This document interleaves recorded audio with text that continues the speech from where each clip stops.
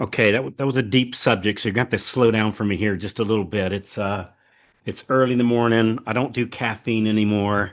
I'm drinking my lavender tea. No jokes, thank you very much. Uh, so what was that topic again? Leadership culture. Leadership. So what does that mean? Well, it is basically your standards and regardless of what you're selling, what you're creating, whatever you're doing, your culture is what you represent as a leader, your authority, kind of the standards of the company, and the process and mindset in which you go about things as a group, if that makes sense. So I can't remember. I have so many conversations with so many people. I always get confused. Did I say that here, or was that there, or was that then, or was it a private phone call? But I I've just had this on my mind for like the last 2, 3 weeks. Did I tell you about that podcast I'm listening to about the culture of Coca-Cola? Yes. And even though Pepsi beat Coke on a blind taste test, that even Coke tried to duplicate to disprove and replicated that Pepsi was a better product. Coke is still a better tasting product in a blind test done by Coke. That Pepsi still or that Coke is still number one because of the culture. So culture is such a big deal, and I might have foo-fooed it. And maybe it's one of those things that we were doing kind of right without knowing exactly what we were doing. Because I've done that often in my career. It's like come to find out, wow, it's working really well. Oh, that's why it's working well. So what exactly does leadership culture mean though in Well, this? I think because like you, myself, I kind of, yeah, that's fluff, that's foo-foo. But the truth is, over the years, I have come to realize that your culture defines everything about who Oh, you and wait, let me are. clarify something. I don't think it's foo-foo. I don't think it's fluff. I I don't think think it is either. yeah, I think it's a real big deal. Dude, I look at like NASCAR, such a huge following, more so about 20 years ago than today, because the culture has changed. And Mhm. so culture, no, I'm not blowing it off. What I'm saying is I'm not exactly sure. I think we're doing it right, but I don't know exactly what we're doing that's right. Does that make sense? Yeah, Like but it's working, but I don't know 100%. why. I don't know what we're doing that's making it work. And that makes perfect sense because for most of us as leaders, until we really understand it or learn it, it is one of the most understood, underrated, underused tools that'll give you leverage. And Mm. it's not an afterthought. It really becomes the backbone, I think, of your company. And it shapes your operations and your mindset and your execution.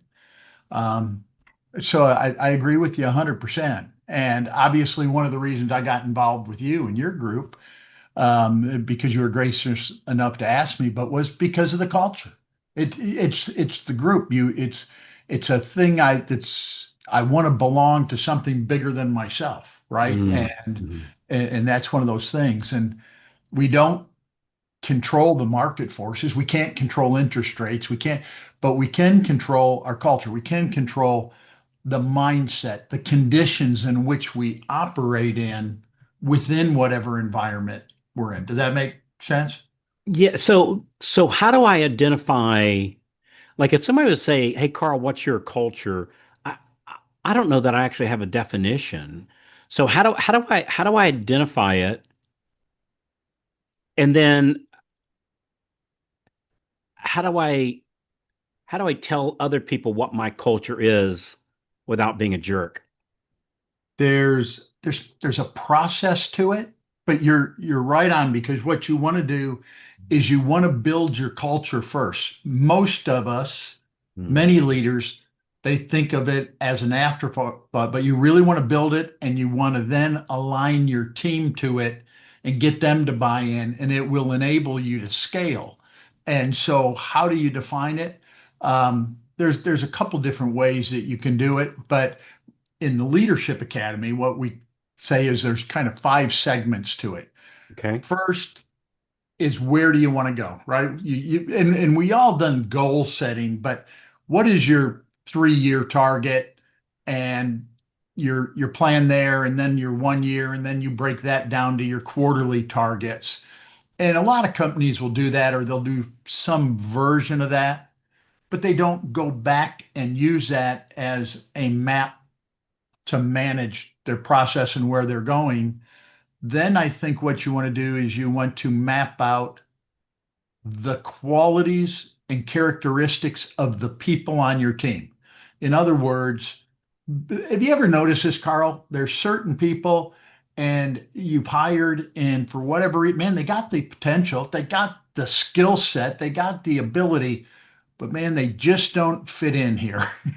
You know, Yeah. that Oh, yeah. whether it's their attitude or their ability to commit and execute, or and it screws up the rest of the team. So creating the characteristics and qualities, the core values that you want of the people on your group to hit those targets, because that will help you hit the targets easier.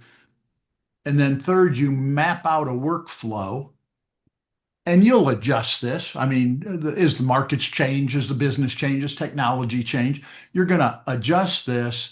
But at a high level, then you map out the roles of the key positions or departments and who's responsible for what. And instead of an org chart, you have a responsibility chart. And what's the capacity of those? What are the standards in which each of those areas will operate in to know that they're winning? So it's a breakdown. And if I'm hitting the standards right in this workflow, in theory, we should be moving forward in the right direction. And then you've got to have a regular communication plan. And so many of us, we get caught up in all these meetings, but we don't have a cadence to our communication and meeting schedule. We don't, many leaders, and they get into meetings, and the meetings go, man, they go down some rabbit hole and you spend hours talking about Mm-hmm. something. But how do you stay focused to that plan? And how do you have a meeting and track, are you in focus with that plan? And do you have um, I call it the pilot's instrument panel. You're a pilot, you know this. With your control panel, right? You should be able to know what's going on, but many leaders, they don't have the data um, or the dashboards to help coach their team and indicate where you're off. And man, those dashboards are critical to really leveraging yourself, getting out, making sure people are on track. Otherwise, you're always going to be fighting fires. Does that make sense? I rattled on there quite a bit. Yeah, it does. Hey, so and this might be off on a bunny trail. And if it is, you stop me and we'll edit this out, because that's the wonderful thing about the podcast is those times I sound particularly goofy. Well, we just take that out, right? So they only hear the highlight reels of where at least I think I sound great. So yeah, we'll do a 3 hour take and we'll pull 10 minutes out of it that we can use. So Yeah. um like on these regular communication schedules and on regular meetings, I don't know if this is good or bad or indifferent, just the way that I've always done it. I really don't participate in most of those meetings. And because I've always thought, like on in the lending perspective, I was talking to somebody the other day, and he said, "Hey, Carl, I need you to map out for me, um, like what happens, like once a loan is turned in, what happens then?" And my response to it is, I can write it out for you, but it's exactly my processor took care of that. Like I don't care who does what, as long as I'm not doing it, and as long as it gets done. You've heard my definition, automation, like I automate it, and automation means I didn't do it. And it's like on most of these meetings, I have very little input because I'm not involved with that process. I'm involved with the process of prospecting and what we call driving traffic and helping to convert that traffic into, into borrowers. So have I don't want to say make a mistake, but am I doing that wrong? And like my regular communication, I personally don't have it very often. However, my leaders in my organization have them often.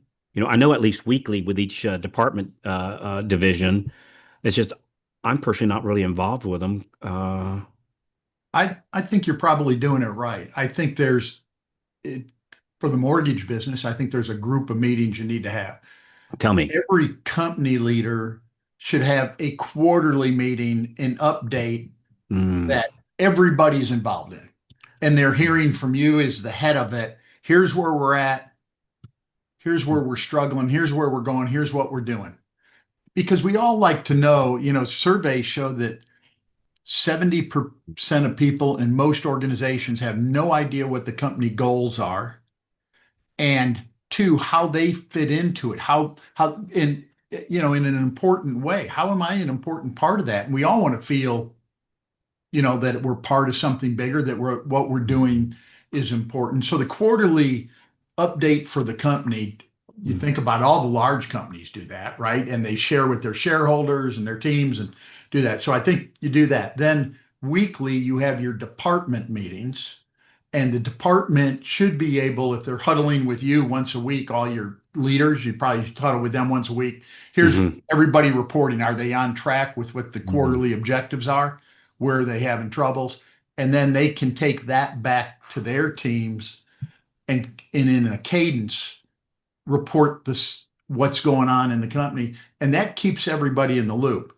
And the challenge is, unless you set those standards, unless you map out at a high level who's responsible for what and who's doing what, the challenge is if you leave it up to individuals when they come in, they're not getting direction and they're going to use the same way that they did it at the other place, mm. which in most cases you don't want. You want some of their skill sets, right? You want some of their talent, but again, you want it to be yours.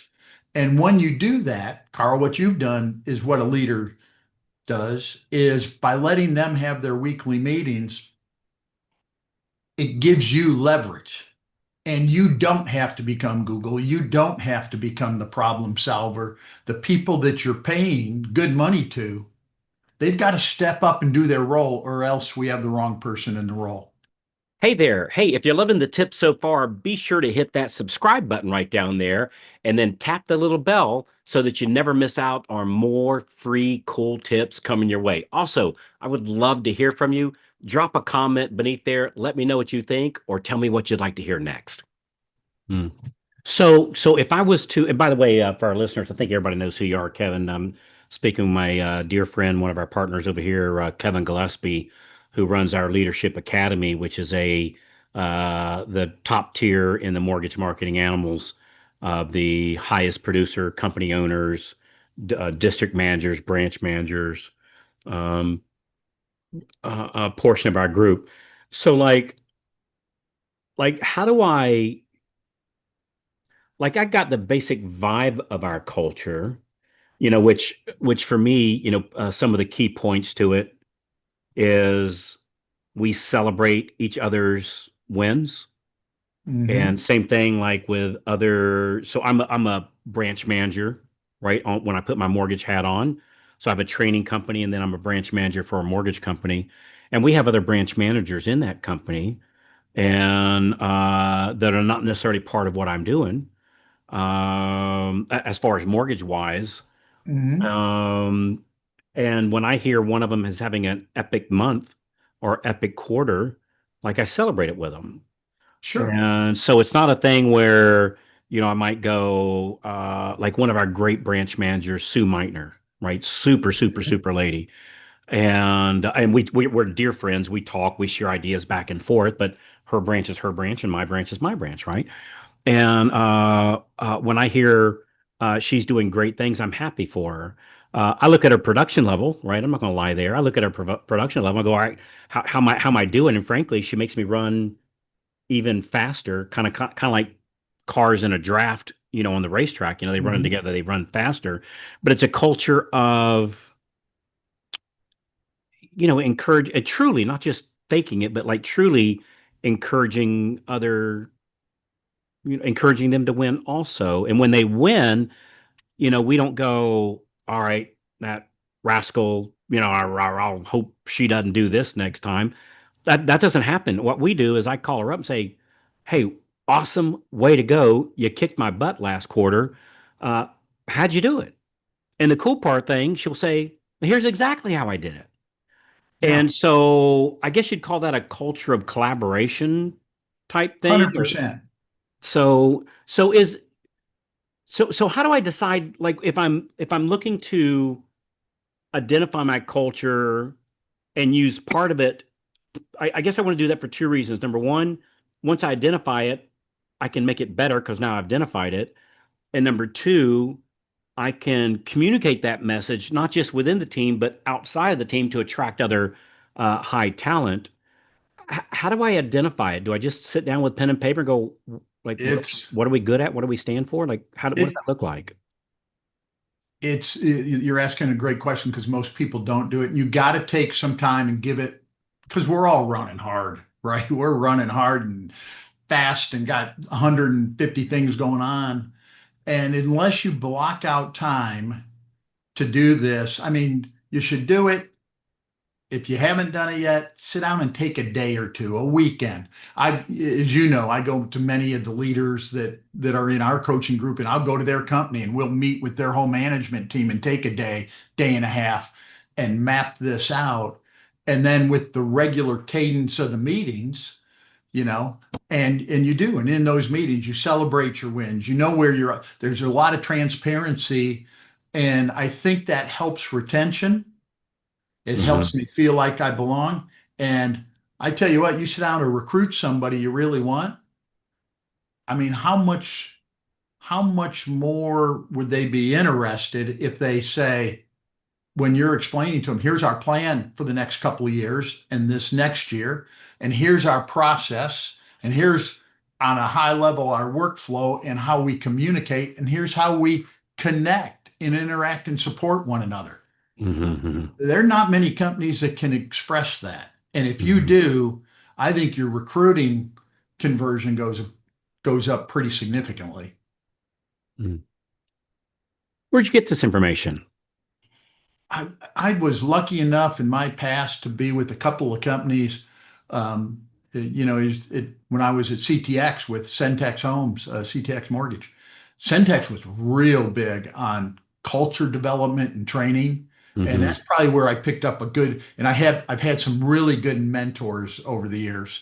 You Hmm. being one of them, and some others that before I knew you that really were kind enough to help me because man, I sure didn't know this and I didn't think it was important. And then the more I worked with it, the more I understood it, the more I watched where I'm struggling. And now I watch our teams that come into Leadership Academy, the ones who embrace this, they get a better handle on their business than almost anybody else. It's one of the six keys. We have six systems that we believe really lead to growth. I think this one's the foundation. Hmm. So would you say the most often mistake is A, having a bad culture, or B, not really being able to identify what your cult, like the non-existence of it? I guess it's always there.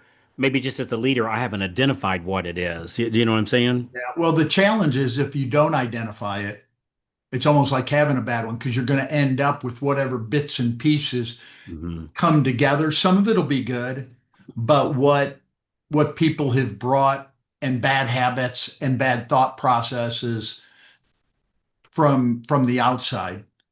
Yeah. And as a leader, you want to be able to have people follow you to a place that they wouldn't go on their own Mm. and have the authority in a cool way, right? That, Hmm. okay, here's what they're saying we got to do, but man, I believe in us and I believe in the team and I believe in Carl and by God, I'm going to do it. Let's go get that hill. As I'm sitting here just thinking about this as you're talking, as soon as I said bad culture, it made me think of I'm not going to tell the story, but it reminded me of a story where basically, dude, I went over to this one company one time. They were kind enough to invite me to come speak at it at their sales convention, and gosh, it was just a different culture, right? It was um, I'm sure there's a better word for it, but jerks kind of comes to mind. But listen, but there's a better word because let me tell you something.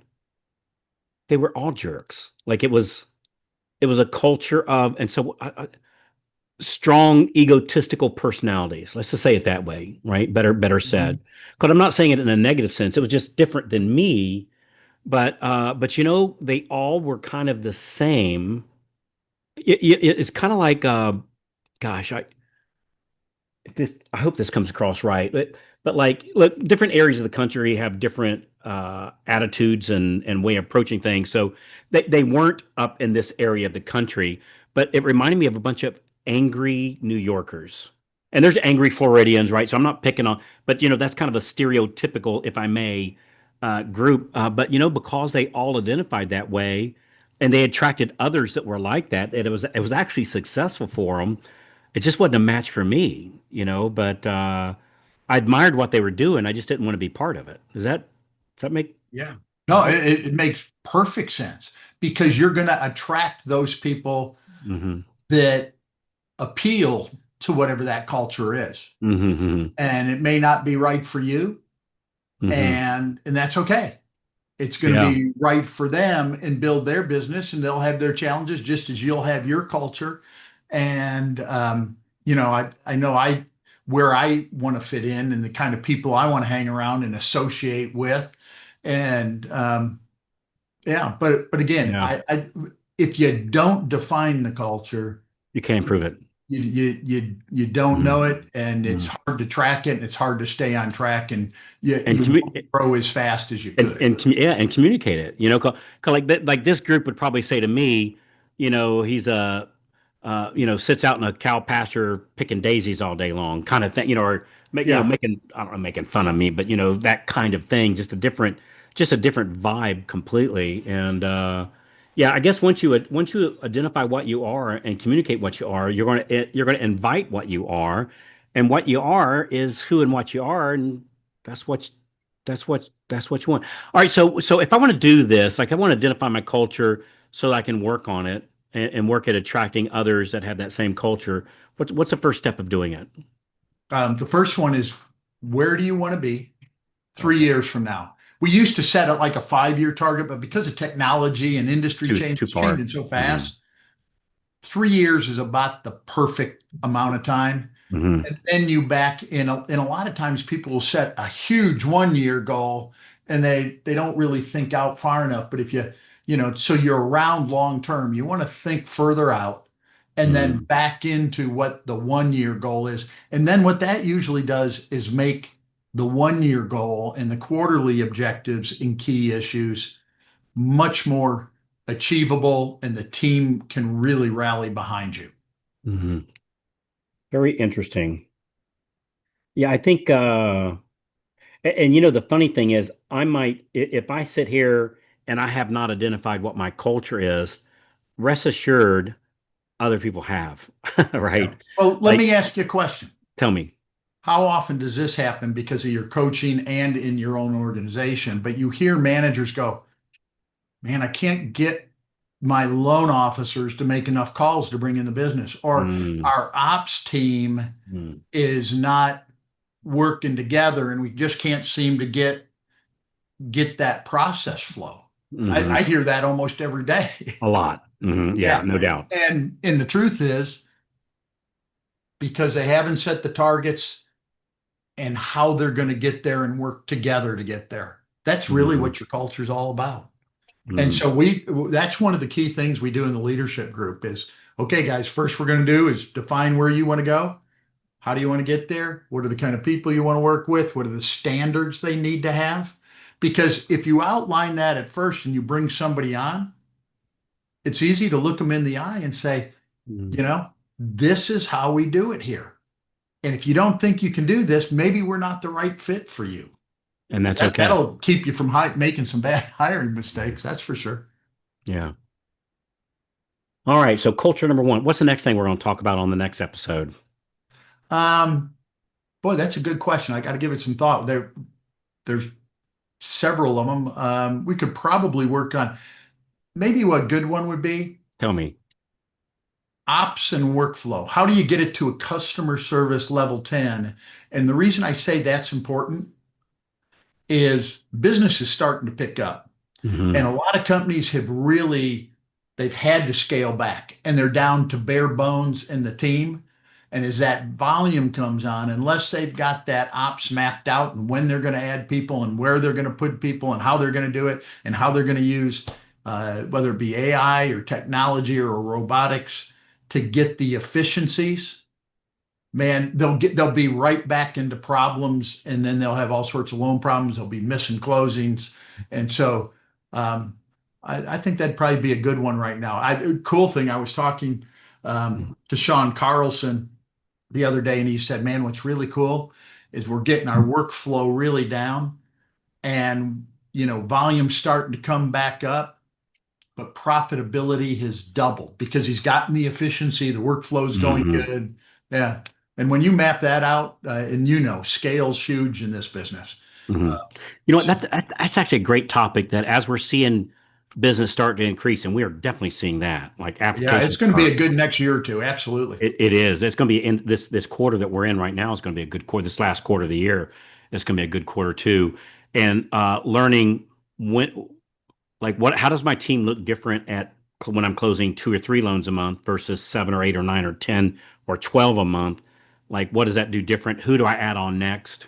Yep. And the landmines of bringing them on too early, thinking I'm going to grow into it. Boy, that's been a fatal mistake for a lot of people. That'll I'm get gonna you. I'm gonna Yeah. grow into what I hire. So build it and they will come. Yeah, it doesn't. It makes a It great doesn't. movie, but it doesn't Yeah. happen in real life. It doesn't work that way. No, it doesn't work that way. I mean, it can, but yeah, that's typically not the order that we do it in. So cool. Hey man, somebody wants to hear more about what you offer in the Leadership Academy, Kevin. What's the best way to do that? Oh, we'd love to brainstorm with them. No hard pressure, no sell. Just, hey, here's what we do and share some ideas. www.profitdrivenplan.com. Profitdrivenplan.com. And we'll be glad to spend some time with you. And right before we get on the phone with you, we send out a little package. It's got a little ether in it. Just take a couple deep breaths of that, and then do the call with us. And no, I'm just kidding, of course. So, all right, brother. I appreciate you, Kevin. Appreciate you, man. All right, Thank buddy. you.